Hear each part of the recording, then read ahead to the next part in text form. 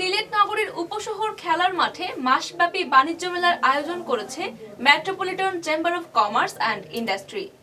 ইতোমধ্যে মাঠে মেলার স্থাপনা নির্মাণের কাজও শুরু হয়েছে। এরই মধ্যে এই মেলা আয়োজনকে অবৈধ বলে দাবি তুলেছেন Sylhet chamber of commerce and ইন্ডাস্ট্রির নেতৃবৃন্দ।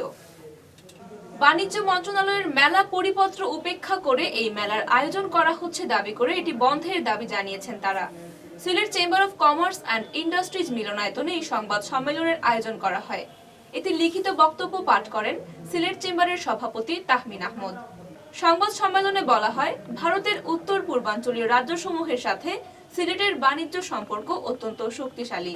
প্রতি বছর ইন্ডিয়ান চেম্বার অফ কমার্স ও ভারত সরকারের আমন্ত্রণে আসাম ও মেঘালয় সহ ভারতের উত্তর পূর্বাঞ্চলীয় রাজ্যসমূহের বিভিন্ন ব্যবসায়ী সম্মেলনে সিলেট চেম্বারের প্রতিনিধি দল যোগদান করেন। কিন্তু উপযুক্ত পৃষ্ঠপোষকতার অভাবে ভারতীয় ব্যবসায়ীদের সিলেটে আনা সম্ভব হয় না। গেল বছরের নভেম্বরে মাসব্যাপী আন্তর্জাতিক বাণিজ্য মেলা ও একই সাথে Bangladesh India buyer seller meet আয়োজনের পরিকল্পনা নেওয়া হয়েছিল।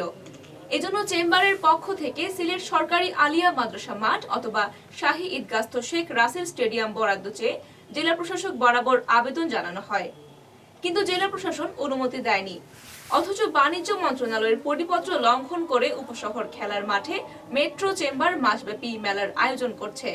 জেলা প্রশাসন এই ব্যাপারে নিশ্চুপ রয়েছে। তাহমিন বলেন, পরিপত্র অনুযায়ী বাণিজ্য মেলা আয়োজন করতে হলে জেলা চেম্বারের অনুমতির প্রয়োজন, কিন্তু মেট্রো চেম্বার অনুমতি না নিয়েই মেলা আয়োজন করেছে।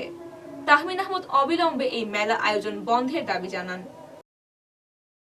তথাকথিত সিলেট চেম্বার অফ কমার্সের মেলা আয়োজনের মাঠ বরাদ্দ দেওয়া হয়নি।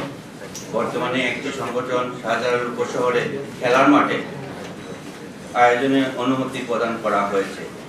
আমাদের দাবি হচ্ছে, প্রশাসন যে ক্ষমতা বলে অন্য একটি সংগঠনকে খেলার মাঠ মেলা আয়োজনের অনুমতি প্রদান করেছেন, সেই ক্ষমতা বলে Sylhet chamber of commerce and industry Russel স্টেডিয়ামে মেলা আয়োজনের অনুমতি প্রদান করা হোক।